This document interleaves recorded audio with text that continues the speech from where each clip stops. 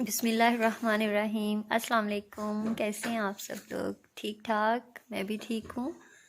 तो आज मैं आप लोगों के साथ शेयर करने लगी हूँ कि मेरे बेटे को क्या हुआ था, क्योंकि मैंने ना अपनी 2 से 3 वीडियोस में ये हल्का सा बताया था कि जब मेरा बेटा हॉस्पिटल में था, जब मेरे बेटे को ये हुआ था। तो 2-3 मेरी फ्रेंड्स हैं, उन्होंने मुझसे पूछा कि आपके बेटे को क्या हुआ था। तो किसी ने मुझे कहा था कि आप डिटेल में वीडियो बनाए ना कि आपके बेटे को क्या हुआ था। तो उन्होंने रिकॉर्ड चेक करना था ना। तो फिर मैंने कहा कि चलो मैं आज फारिग हूँ तो मैं इस पे वीडियो बना लेती हूँ कि मेरे बेटे इलाज कैसे करवाया और कहाँ से करवाया। तो स्टार्टिंग में ये था कि उससे जब वो पैदा हुआ है तो वो माशाल्लाह से बिल्कुल ठीक था। जब बच्चा पैदा होता है ना, जिस हॉस्पिटल में पैदा होता है, तो उस हॉस्पिटल में रूल होता है कि वो चाइल्ड स्पेशलिस्ट को ना वो बच्चा एक दफ़ा दिखा देते हैं कि देख लें कि ये बच्चा ठीक है अंदरूनी तौर पे, इसे कोई मसला तो नहीं है। तो मैं स्टार्टिंग से बता रही हूँ कि जब वो पैदा हुआ था तो चाइल्ड स्पेशलिस्ट को दिखाया था ना हॉस्पिटल वालों ने। तो उन्होंने कहा ये बच्चा बिल्कुल ठीक है, इसे कोई मसला नहीं है। तो दूसरे दिन हम लोगों को छुट्टी हो गई, हम लोग घर आ गए। तो वो जब दूध वगैरह पीता था माशाल्लाह से बिल्कुल ठीक था, डाइजेस्ट करता था, उससे मोशन वगैरह सही पास हो रहा था, उसके पेट का कोई मसला नहीं था। तो जैसे ही 15 दिन गुजर गए ना टोटल, ना 14वां दिन, ना 13वां, ना 16वां, 15 दिन गुजर गए ना। 15 दिन गुजरने की जो रात थी ना, उसको पहली वॉमिट हुई। तो हमने कहा शायद वैसे ही हुई। यहाँ उस दिन मैंने चने की दाल और घर पे चने की और माश की दाल बनी थी, तो मैंने चने की दाल उस दिन खाई थी। तो मैंने कहा शायद ना, मम्मा लोगों ने कहा शायद इसलिए ऐसा हुआ ना कि आज चने की दाल खाई है। तो फिर मेरा भी पेट ख़राब हो गया कि आज चने की दाल खाई है तो इसलिए ऐसा हुआ है। लेके आए मेरे हस्बैंड, वो खाई। उसके दूसरे दिन उसे और ज़्यादा वॉमिटिंग शुरू हो गई। तो हमने कहा शायद मेरे पेट दर्द की वजह से इसको ज़्यादा मसला हो गया। तो एक दिन गुजरा, 2 दिन गुजरे, मेरा तो पेट ठीक हो गया, लेकिन बच्चा मुसलसल बीमार रहना शुरू हो गया। Vomiting vomiting vomiting. तो उसके मोशन बंद हो गए, उसे वॉमिट शुरू हो गई। तो फिर मेरा मसला ये है कि मैं ना जल्दी, जो मेरी पहली बेटी है ना माशाल्लाह, मैं उसको कभी डॉक्टर के पास नहीं लेके गई थी। हम लोग ज़्यादा ना हकीम को ही मतलब कि बच्चे को लेके जाते हैं। हकीमी उस टाइम ना मेरे माइंड में हकीम ही था, क्योंकि मैंने ये देखा हुआ है, सुना हुआ है कि डॉक्टर की जो दवाई होती है वो इतनी हाई पोटेंसी दे देते हैं जिसकी वजह से ना बच्चे का जो स्टोमक है वो जल्दी ख़राब होना शुरू हो जाता है। तो मैं इस हक में थी कि मैं ना हकीम की दवाई से यूज़ करवाऊँ, डॉक्टर की दवाई ना दें। तो हकीम ने 2-3 अरक दे दिए कि इसके पेट का मसला है। तो हम लोगों ने वो अरक देने शुरू कर दिए। अच्छा जी, 7 दिन गुजर गए, बच्चे को मोशन ही नहीं आया है। 9वें दिन उसको हल्का सा मोशन आया, तो मुझे याद है मैंने उसे कैस्टर ऑयल दिया था। तो मैंने कहा चलो शुक्र है इसे मोशन तो आया है ना। लेकिन उसके बाद फिर उसके मोशन बंद हो गए। डॉक्टर के पास तो हम पहले ही ले गए थे ना, कि क्योंकि मुझे सब डांटना शुरू हो गया, तुम क्या हकीमों के पीछे पड़ गई हो, इसे डॉक्टर के पास लेके जाओ, ये हकीम का नहीं है मसला, ये डॉक्टर का है, डॉक्टर इसे देखेगा कि इसको क्या मसला है। हम लोग ले गए, उसने सारे टेस्ट किए, अल्ट्रासाउंड कमर का भी किया, चेस्ट का भी किया, पेट का भी किया, सारे उसने इसके बच्चे के अल्ट्रासाउंड किए।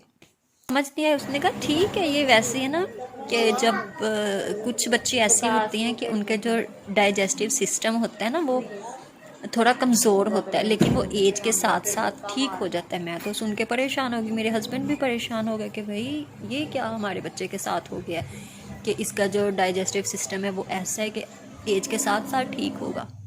मुझे कहें तुम दोबारा से जाओ डॉक्टर के पास, फिर गए, क्योंकि उसने हमें 7 दिन का कहा था, लेकिन मम्मा के कहने पे हम लोग 5वें दिन ही डॉक्टर के पास चले गए।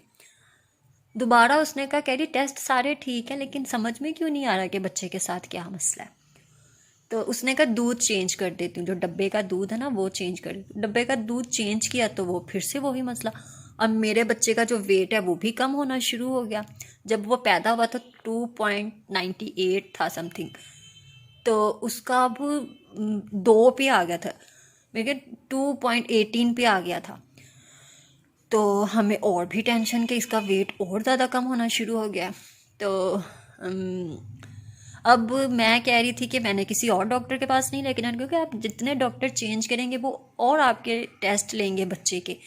तो आपको पता है आजकल लेज़र भी इतनी अच्छी नहीं है, जो शुआएँ होती हैं वो भी बच्चे के लिए नुकसानदेह होती हैं। मैं इस हक में नहीं थी मैं एक और डॉक्टर के पास इसे लेके जाऊँ। मेरे अंकल मुझे एक डॉक्टर का कह रहे थे, इलाही बख्श, बहुत बड़ा डॉक्टर है यहाँ का, चाइल्ड स्पेशलिस्ट है। तो अंकल मुझे कह रहे थे इसे वहाँ लेके जाओ। तो लेकिन अब मैं तो नहीं गई थी ना, मुझे नहीं पता था, लेकिन अंकल को पता था। अच्छा, लेकिन और लोग बताते थे, वो कहते थे वो बड़ा, मतलब कि पंजाबी में कहते हैं टकना डॉक्टर है ना, टनकना डॉक्टर है, उन्होंने कुछ नहीं पता। तो मैंने कहा अब अंकल की बात सुनूं, बाकियों की बात सुनूं। एक दिन रात ऐसा हुआ था, सारी रात मैं और फुफ्फो जागती रही हैं। अब जो मेरी फुफ्फो छिले के लिए आई थी ना, उन्होंने कभी बीमार बच्चे नहीं देखे थे।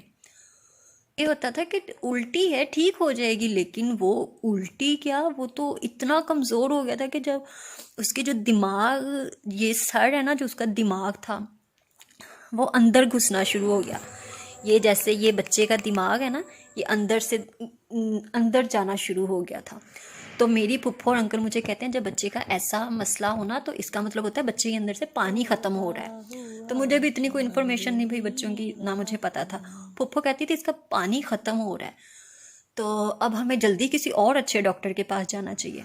यहाँ तक कि हमने ये भी कह दिया था हम इस्लामाबाद लेके चले जाते, लेकिन ये नहीं पता था कौन सा डॉक्टर है। जब भी किसी से पूछो, कोई कहता अच्छा है, कोई कहता नहीं अच्छा है। तो ये मेरा बच्चा होता ना, मैं किसी और डॉक्टर के पास ले जाती। जब मैंने उसकी ये बात सुनी, मैं और परेशान हो गई कि मैंने कहा बच्चा तो मेरा है, आखिर टेंशन भी मुझे है। मैं और पुप्पो सारी रात जागती हैं।